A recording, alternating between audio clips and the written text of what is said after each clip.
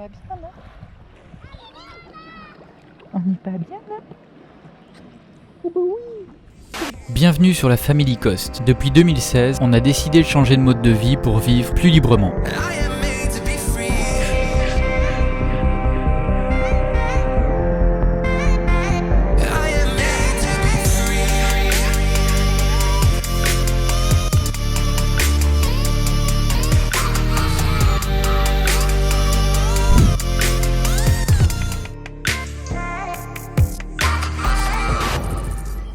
Coucou les compagnons, bienvenue dans cette nouvelle vidéo.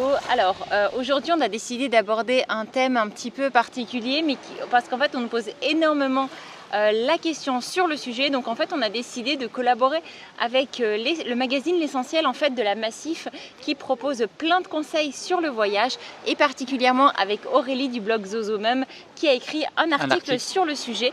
Et du coup on avait envie de vous donner aussi notre version finalement de comment voyager avec les enfants, un peu les conseils par rapport à notre expérience finalement, ce qu'on a vécu depuis qu'on a les enfants, donc il y a bientôt 6 ans. Et puis voilà, je pense que ça peut être intéressant et puis à répondre à beaucoup de questions que vous vous posez et que bien souvent vous nous écrivez en privé pour nous les poser, donc ce sera l'occasion de justement faire un peu le point sur tout. Il y aura peut-être quelques petites coupures parce qu'on a Louison qui est à côté dans la poussette, donc voilà, quand on a un nouveau-né, on s'adapte. Complètement. Et on a notre petite question ici pour ne rien oublier. Donc je peux commencer si tu veux. Peut-être tu peux nous parler de notre premier voyage en tant que famille. Notre premier voyage en tant que famille, ça a été en Thaïlande avec Eleanor, c'est ça? Oui. Elle avait 2 mois. C'est ça. Donc on a pris l'avion, on a fait je sais plus combien d'heures, on a fait une escale à Dubaï. Et puis ça s'est ça s'était passé? Ça s'est super bien passé. Je pense que c'est plus facile à voyager avec un bébé qu'avec un enfant. C'est vrai. Au final, parce que bébé, il suit en fait. Puis surtout si toi tu as, on allait, Audrey allait, parce que moi c'est difficile quand même. J'ai essayé mais ça marche pas. Et du coup c'est super pratique parce que peu importe où on est. C'est vrai que c'est une facilité assez déconcertante. Notre premier voyage s'est vraiment très bien passé. On est parti un peu sur un coup de folie. Ouais. C'était, je reprenais le travail, Seb allait prendre chez Apple et du coup en gros on avait 3 semaines de dispo et c'était voilà, en fait soit on part pas. Et puis on a trouvé des billets et ça s'est décidé à l'arrache. Ça s'est super bien passé. Il y a beaucoup de gens qui nous prenaient un peu pour des fous, disant ouais la Thaïlande avec un bébé et tout, mais franchement. Ça c'est super bien fait. Il y a juste qu'il y a certaines activités qu'on peut pas faire. Par exemple, sûr, tu fais pas de speedboat quoi. Voilà, c'est ce que j'allais dire justement. Pour aller sur les îles, on prenait pas les bateaux rapides parce que ça tape. Donc on allait en barque, en petite lancha. Puis ça se fait. C'est juste qu'il faut prendre plus le temps et ça se fait. Donc du coup, dans un premier temps, je pense qu'on va vous parler de l'organisation. Bon, alors c'est très simple. Je pense que c'est vraiment très important avant d'envisager un voyage en famille de s'organiser. Alors on n'est pas les pros de l'organisation, clairement, mais parce qu'on fait tout à la dernière minute. C'est ça. Mais si vous voulez pas faire comme nous et vous retrouvez dans des grosses galères comme ça n'a pu nous arriver, ne faites pas les choses à la dernière minute. L'idéal c'est quand même de s'organiser, surtout qu'en plus, on le verra un peu après, mais parfois les papiers, si vous partez à l'étranger ou autre, ça peut prendre du temps à demander et tout. Donc les passeports. voilà, c'est vraiment très important de s'organiser. Prévoyez une liste en fait finalement de toutes les choses qu'il y a à faire pour justement un peu vous vider l'esprit et de se dire plutôt j'ai oublié ça. Est-ce que tu as quelques conseils sur l'organisation?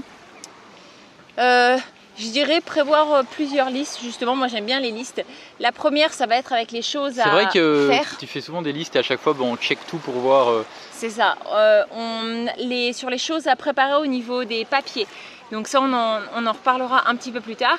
Et puis ensuite je prépare des listes en fait en fonction de ce qu'il y a à préparer pour les affaires en fait. Comme ça du coup tout n'est pas mélangé, ça reste relativement organisé dans mon organisation. Bon. Oui. Point suivant du coup. Je pense qu'avant le point suivant on va regarder Louison. Oui. Et voilà notre petit bonhomme, si vous n'avez pas reconnu. On le voit pas. Si vous n'avez pas reconnu, c'est la plage où il est né. Un peu plus loin là-bas. Il y a un peu plus de monde aussi. Ouais. Mais il y a plus de monde aujourd'hui. Donc voilà, dans un premier temps, l'organisation, c'est vraiment, je pense, le point fondamental en fait pour un voyage réussi et surtout avec le moins de stress possible. Alors je sais qu'il y en a beaucoup qui font les choses un peu à la dernière minute et tout ça, parce que c'est leur mode de fonctionnement. Après, je pense qu'avec des enfants, c'est quand même relativement plus pratique d'être un minimum organisé, surtout quand c'est les premières fois qu'on part en fait. Du coup, on va parler du deuxième point, l'administratif. Ouais, les trucs bien chiants quoi. Ouais, les trucs vraiment pénibles à faire. Je pense que ça me fait plus au milieu. Alors c'est vraiment pénible, je vous le disais, mais quand on part à l'étranger, on a forcément besoin soit d'une carte d'identité, soit d'un passeport. Donc il faut vraiment s'organiser à l'avance pour pouvoir faire les demandes. Par exemple, si vous partez en été, sachez qu'en été, il faut à peu près 5 semaines pour obtenir un passeport français. Je dis bien français parce que là, en on Belgique, a obtenu quelques jours là pour ma mère qui ça. arrive dimanche. Là. Donc ça a été d'une facilité déconcertante là-bas.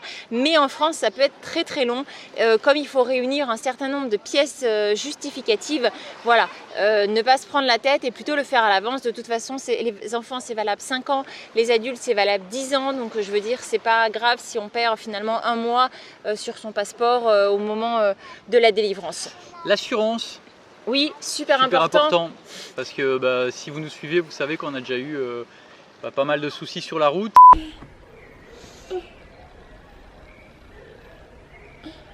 Qu'est-ce que tu as sur ta jambe? Bon je me suis encore fait piquer par je sais pas quoi. J'ai les mains qui me démanchent à fond et elles sont toutes rouges.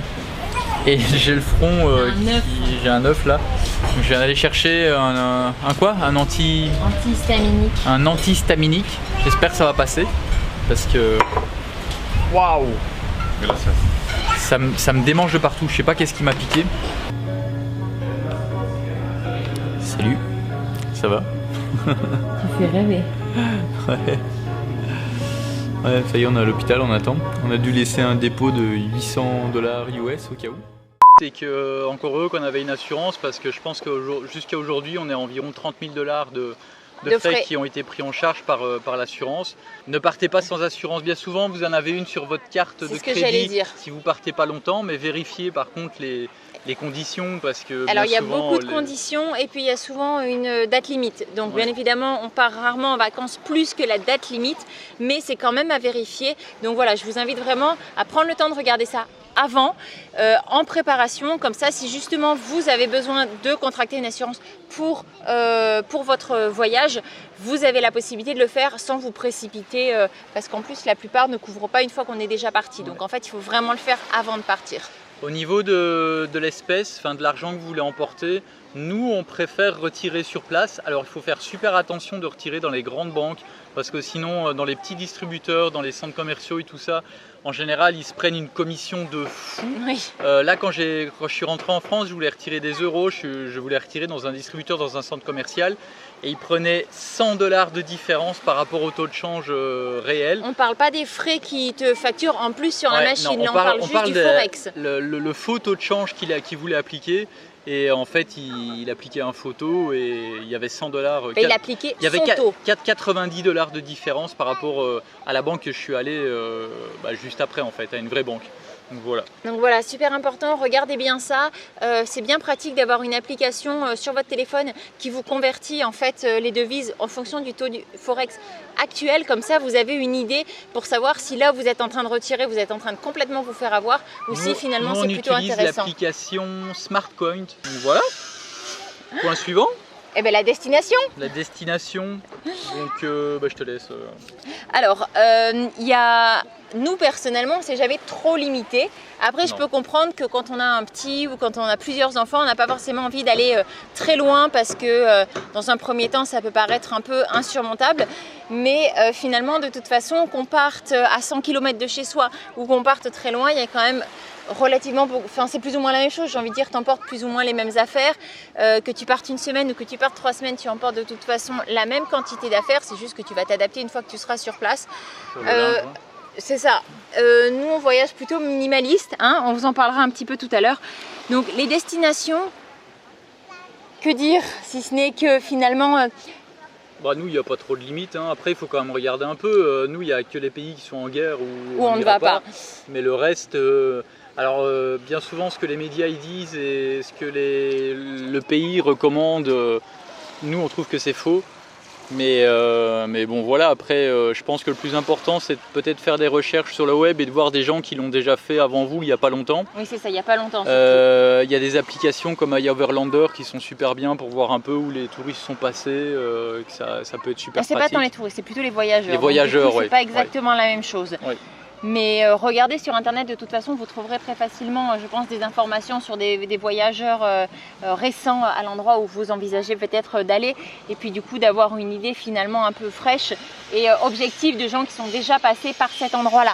Après ce qu'il faut peut-être faire attention, je pense à ça comme ça, je vais rapprocher le micro parce qu'ils sont en train de scier du bois à côté, c'est au niveau des saisons des pluies, là où vous voulez partir, parce que sur des pays exotiques un peu comme ici, c'est un peu au petit bonheur la chance, même si dans la saison des pluies ça coûte beaucoup moins cher, donc c'est un choix qui peut être fait aussi, hein. Nous je pense qu'on partirait en saison des pluies, on le ferait. Oui complètement. C'est juste que faut prendre le risque qu'il pleuve toutes les vacances, comme ça peut aussi ne pas pleuvoir. Là par exemple on est sur la fin de la saison des pluies, en ce moment il fait mauvais assez régulièrement, mais pendant la saison des pluies, la grande partie en juin, il n'a pas par plu. exemple il n'a pas eu une seule goutte de pluie, ici, et là, alors septembre que, ça a été un peu la douche quand même. Alors que l'année dernière quand nos amis étaient venus nous voir il avait plu 3 semaines de suite, mais par contre ça coûte beaucoup moins cher. Par exemple là les billets pour ma maman, elle paye pour le Mexique 500 € aller-retour par personne, et quand la saison va démarrer ça va être 3 fois le prix, donc voilà, ça peut permettre aussi dans des pays où on pourrait peut-être pas aller habituellement par rapport au budget, et voilà, c'est juste que il fait pas froid, c'est juste que il y a la pluie, et en général la saison des pluies c'est 1 ou 2 heures de pluie par jour, de grosses pluies, et après le reste c'est nuageux, voilà. Après, mais du coup, ça il y a se des fait. moustiques, mais voilà, des moustiques, il y en a tout le temps. Il y en a tout le temps, mais c'est vrai que du coup, selon quand c'est. Une chose importante à penser si jamais vous prévoyez de partir en saison des pluies, c'est de regarder ce qui est possible de faire en intérieur, à l'endroit en fait où vous pourriez penser aller, parce qu'il y a quand même plein de choses à faire en fait finalement. C'est pas grave le fait qu'il puisse pleuvoir, mais si vous avez déjà prévu à l'avance, du coup vous retrouvez pas un peu coincé en se disant mince il pleut encore, qu'est-ce qu'on va faire? Donc voilà, faire un petit peu un tour d'horizon des choses qui sont possibles de faire dans le secteur où vous envisagez d'aller, qu'il pleuve ou qu'il fasse beau, comme ça vous avez déjà une idée plus ou moins de ce qui pourrait être possible si jamais vous partez. C'est ça. Ensuite, voyager en avion, en train, en voiture. Alors, à pied. C'est souvent une question qu'on nous a posée beaucoup pendant qu'on roulait énormément, ou alors quand on prenait l'avion. Alors comment ça se passe? Finalement j'ai envie de dire que ce soit en avion, en train ou en voiture, c'est toujours plus ou moins la même chose. Ouais, bah c'est... En fait nous ils sont habitués à voyager, donc en fait moi je pense que plus on les habitue tôt à voyager, plus c'est simple après. Parce que nous ça n'a jamais été trop compliqué. Non. Bon après c'est sûr que c'est dans ces périodes là qu'on peut leur mettre des films sur des iPads ou des choses comme ça. Dans l'avion ils regardent des films. Alors dans l'avion c'est vrai que nous les nôtres vont regarder des films. 8h40 du matin et on est à l'embarquement.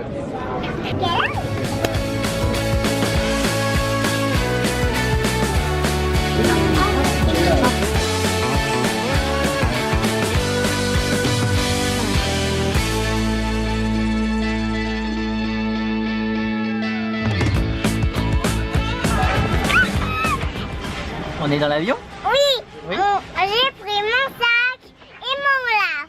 Oui, cool. On en a pour 11 heures maintenant, c'est ça? Oui, c'est ça. Et après, on va aller à la piscine et à la mer. Oui. Ça va maman? Ça va. Et moi je peux dire un cri. Oui, qu'est-ce que je voudrais dire? Mais en fait, je vais retourner au Mexique.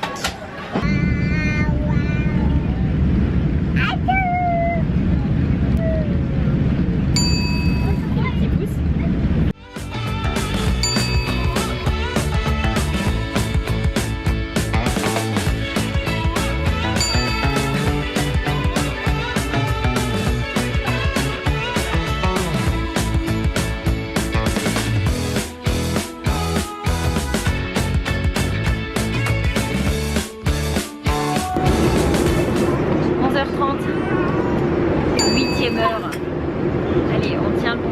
Enfin, pas 8e heure de vol, hein, sinon ce serait trop beau. Heure 10. Et oh, on va aller aller chez papa. Ah. La fatigue commence à se faire sentir et Sébastien travaille sur le montage et les enfants sont plus dynamiques. Voilà, allez, encore 14 heures avant d'arriver. Faut qu'on mange dans l'avion. La caravane, mais moi je préfère l'avion. Bon, 11 heures, vous l'avez compris, c'est le repas. Bon, bah, je crois qu'il faut qu'on change la caravane pour un avion. Donc je sais pas encore trop comment, mais on va y penser.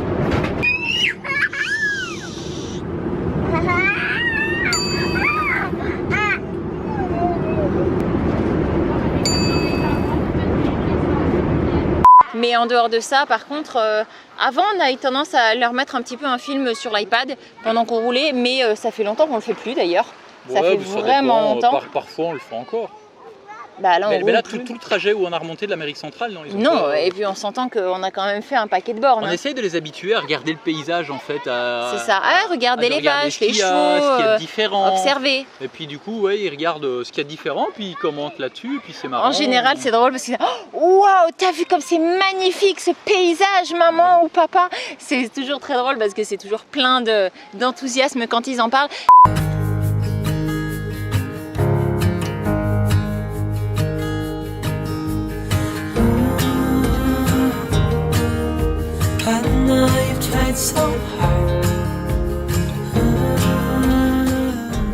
On a repris la route, on vient de passer Masaya en fait. Masaya c'est connu parce qu'aussi il y a un volcan à proximité. C'est super beau comme village franchement. Il y avait plein d'artisanat, c'était magnifique. Je crois que ce que les enfants vont retenir du Nicaragua, c'est les chevaux. Il y a énormément d'animaux et beaucoup de chevaux. Donc finalement qu'on parte 1 heure ou 10 heures, il n'y a pas énormément de différence. Nous, la petite astuce qu'on a trouvée quand on partait très longtemps et particulièrement en avion, c'était en fait de leur préparer un petit kit cadeau dans lequel on met justement une barre de céréales, une compote, quelques crayons, un petit jouet, un truc en fait qui va leur faire plaisir et qui va pouvoir les occuper pendant une bonne partie du trajet. Ensuite, quand on voyageait en voiture, ce qu'on faisait, c'était qu'on leur demandait d'aller chercher un jouet, un seul, et en fait c'était le jouet qu'ils emmenaient pendant ce trajet-là et avec lequel ils allaient jouer tout le long du trajet. 2 ou 3 parfois quand même. Bah, quand c'était toi qui le faisais, mais sinon moi... On essayait de limiter. Moi c'était 1. Bon, ça dépend, au début je me rappelle, il y avait à chaque fois, tu prenais un bac complet pour mettre dans la voiture au début. Les trajets qu'on a commencé avec Liberty, tu prenais un bac de jouets et tu le mettais. Et après c'était super galère à chaque fois pour... Fallait tout ranger. Donc, puis c'était trop parce qu'ils jouent jamais avec tout. Donc, Non, en fait le fait qu'ils en aient qu'un seul, du coup, ils sont à un âge où ils doivent vraiment prendre le temps de réfléchir et de le choisir. Donc du coup, ils choisissent vraiment quelque chose qu'ils aiment. Donc ils s'occupent bien avec. Alors là je vois que tu as noté pour les bagages. Non, je voulais parler un petit peu de nos expériences de voyage à travers tous les âges. D'accord, parle plus. Il y avait juste une petite chose dont on voulait parler quand on est parti en avion. Tout à l'heure tu disais que c'était très simple quand ils étaient petits. Et en effet, quand on est parti en Thaïlande, on a fait quand même pas mal de vols. J'ai un truc à dire elle avait 2 mois et ça s'est très bien passé. Et finalement, l'âge où ça a été le plus compliqué en avion avec Eleanor, c'était, je me rappelle, non, c'était vers ses 9 mois quand on est parti à Rome et que ça a été un sketch. Mais on avait, je sais pas, 1h30 de vol jusqu'à Rome. Tu expliques où on est? Tu dis à papa, tu lui expliques pour la vidéo où on est? Hein? T'arrêtes de parler maintenant. Bon, on va faire bref, on est au Vatican. Vas-y. Montre que c'est de ton plein gré, c'est pas maman et papa qui te forcent.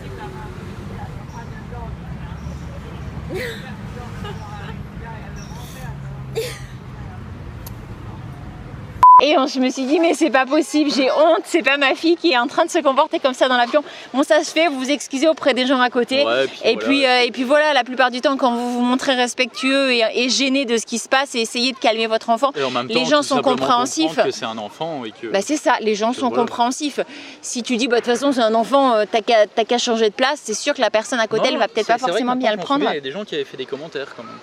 Mais après, quand on a repris à 18 mois, puis à 2 ans, je me rappelle quand on était arrivé au Québec, les gens nous ont dit mais il y avait une enfant hein, sérieusement à cette rangée-là. Voilà, après ça dépend un peu comment ça tombe, hein.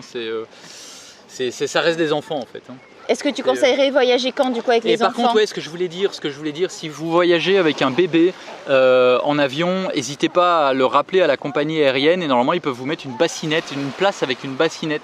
Il n'y a que deux Bassinette, places. c'est en anglais. Hein. Il n'y a que 2 places dans l'avion, c'est quoi alors? Ça dépend. Un couffin? Un couffin, un berceau.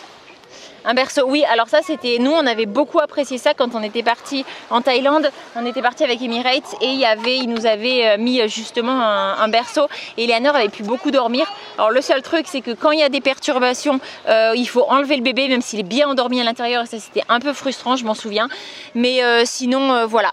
Et sinon je vous conseillerais de voyager de nuit plutôt avec les enfants parce que finalement eux ils arrivent à dormir partout. En général ils arrivent à dormir. Ouais. Attends, tu te rappelles le dernier trajet qu'on a fait en France? J'étais allongée par terre, j'avais Eleanor qui dormait sur moi et toi tu étais allongée sur le fauteuil et Timothy qui dormait sur toi. Donc les enfants dorment partout. Donc l'idéal c'est quand vous avez des longs vols, en tout cas je conseillerais plutôt de partir de nuit si c'est possible au niveau des vols que vous allez trouver. Franchement ça se fait, hein, voilà. Il ne faut pas avoir peur je pense. Il risque d'avoir des petits soucis, vous allez être fatigué tout ça mais ça se fait.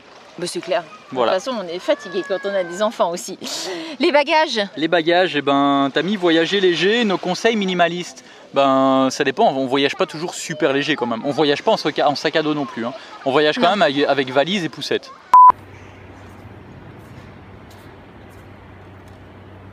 Ouais. Trop bien. Coucou papa. Coucou. Concentré, hein. Oui, on voyage en effet avec valise et poussette. Mais et nous, on est pour la poussette parce que et porte-bébé en fait. Ah oui, on part toujours avec les deux par contre. On part avec les deux, mais la poussette, ça permet vraiment, surtout quand il y en a qu'un, bah même quand il y en a plusieurs, parce qu'après les plus grands, voilà, ils sont autonomes. Mais quand il y a un bébé, ça permet de le poser et de. Non, il faut aussi dire la réalité, c'est que bien souvent on va à des endroits où il fait très chaud et c'est très agréable de pouvoir poser son enfant quand on est en train de quand il fait la sieste et tout ça. Parce que le porte-bébé c'est génial, mais bon il y a un moment on est quand même content de le poser quoi. On apprécie les deux, c'est pour ça qu'on part toujours avec les deux et que c'est gratuit. Après c'est vrai que c'est encombrant.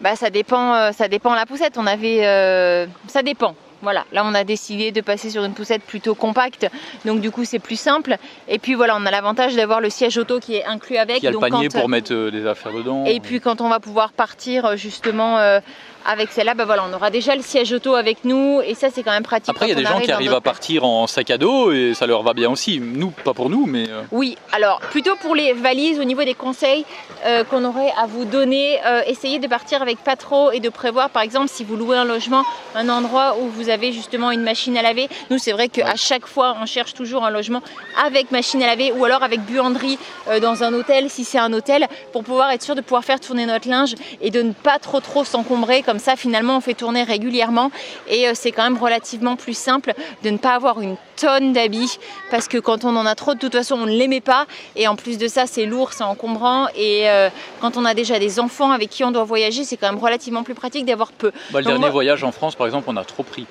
Oui. On avait trop pris.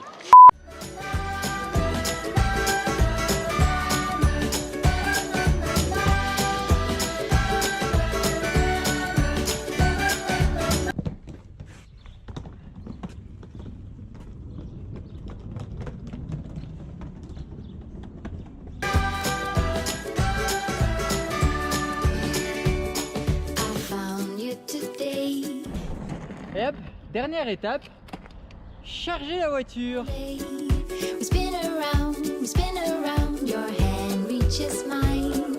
Feels like I can do anything. Just give me a mountain to climb. You sing la la la la la la.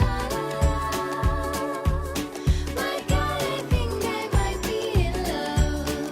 Get rid of all your sorrows in this summer city. You'll never feel alone as long as you're with me. Ça va? On est un peu juste niveau place mais ça va. Ça va les loulous?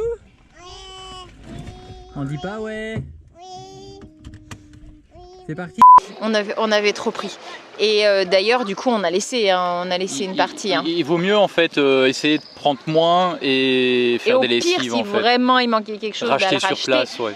mais si vraiment il manque quelque chose, quoi, la plupart du temps, c'est vrai que la dernière fois on s'est trop encombré, on avait mis trop d'attentes, alors que la plupart du temps finalement on prend une tenue pour une semaine Je pense que maximum. l'idéal, il faut se limiter à 2 grosses valises et 2 petites. Bah, ça dépend le nombre de personnes que t'es. Ben, même avec les enfants, dans l'idéal, il faut, je pense, et c'est parce qu'il n'y a que 2 adultes. Dans tous les Je cas. dis bien, mais si t'es moins que ça, Ah t'as oui, pas non, besoin de si on tout est ça, moins. hein. Non, je parle avec 2 enfants, 2 adultes minimum. C'est 2 grandes valises et 2 petites, idéalement maximum, et chaque personne un sac à dos. Et les enfants aussi. L'idéal, c'est quand même d'avoir une grosse valise, moi je trouve. Une, ouais. Mais si tu arrives on à peut, tout faire une. rentrer dedans, Ça dépend une combien de grosse temps. valise, Ça c'est dépend quand même- combien de temps. On part, ouais. Mais une, oui, c'est Une, encore c'est mieux. quand même forcément. top. Et puis nous, on a chacun un sac à dos de toute façon, en plus des bagages cabine, que ce soit les enfants, que ce soit nous. En fait, on a de toute façon un sac dans lequel chacun met ses petites affaires, que ce soit nous, nos ordinateurs, eux, leurs doudous, leurs gourdes, leurs petits jeux, leurs activités préférées, leurs pulls.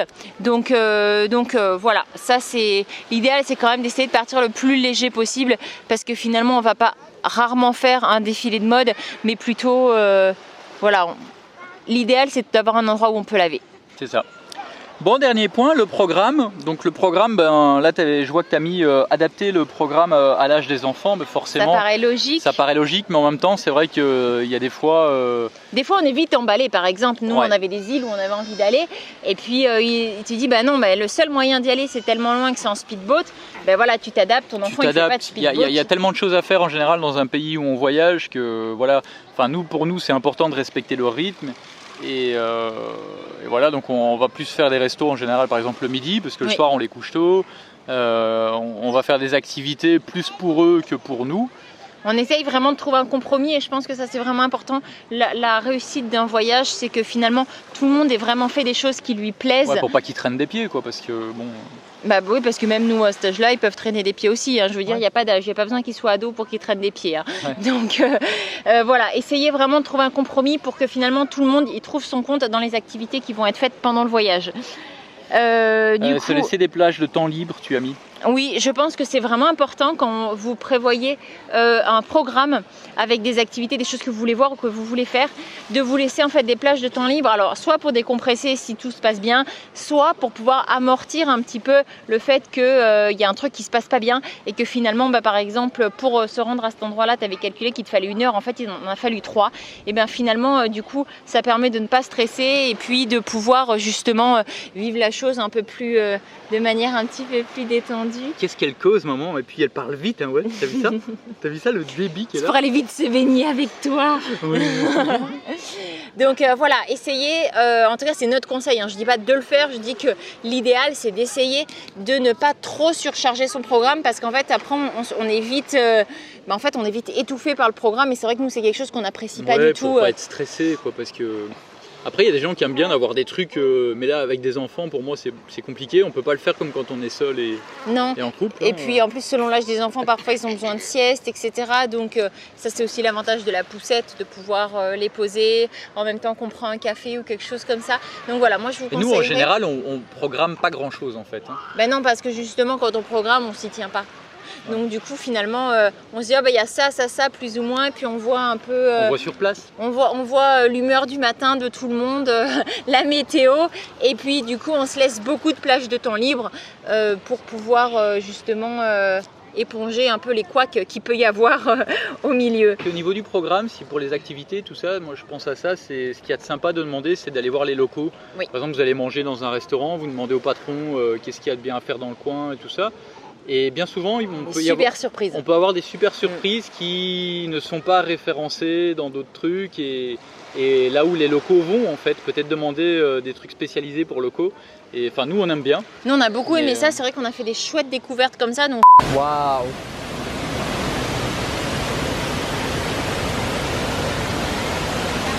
Bon les compagnons, vous nous excusez, mais on va les faire un petit plouf quand même pour profiter, hein? Puis on va prendre la GoPro. Your eyes were dark and cold. I picked you up to go somewhere, a place that I've been told.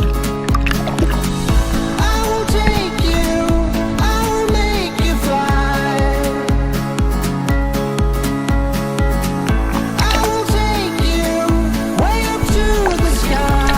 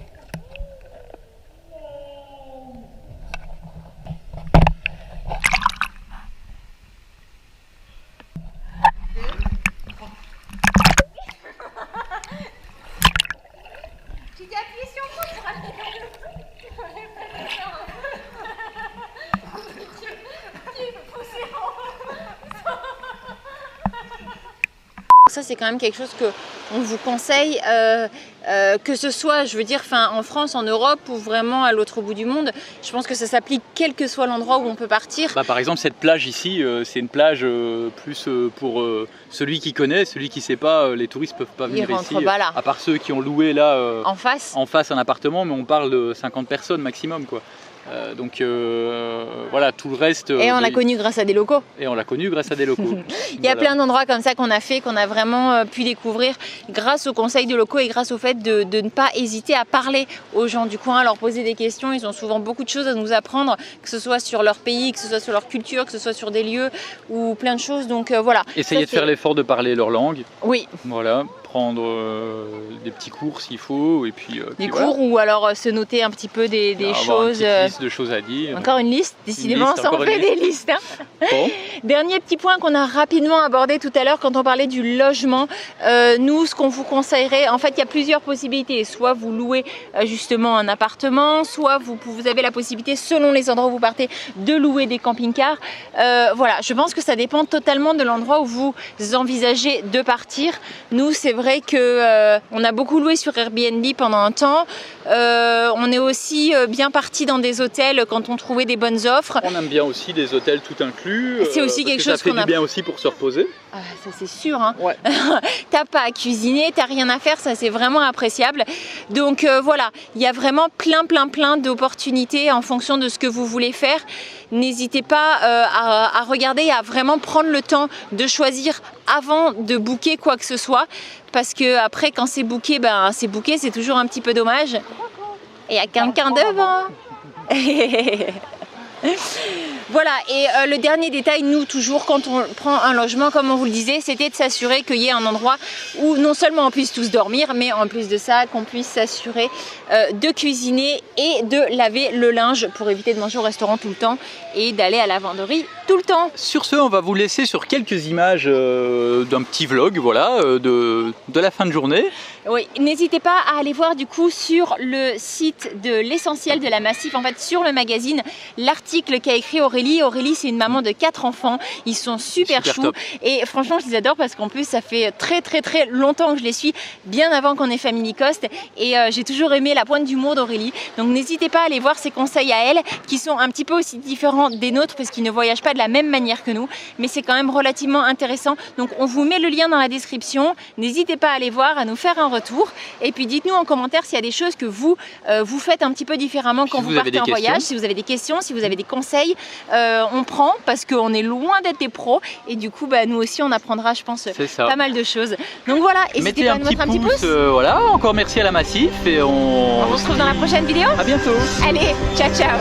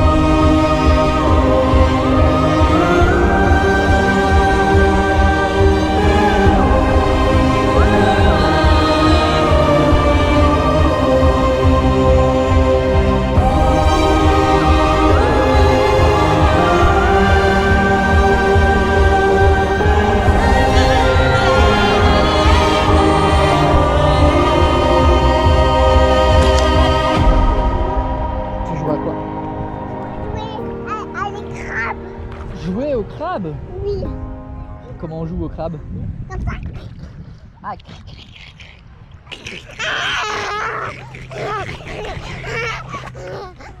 Ah, tiens.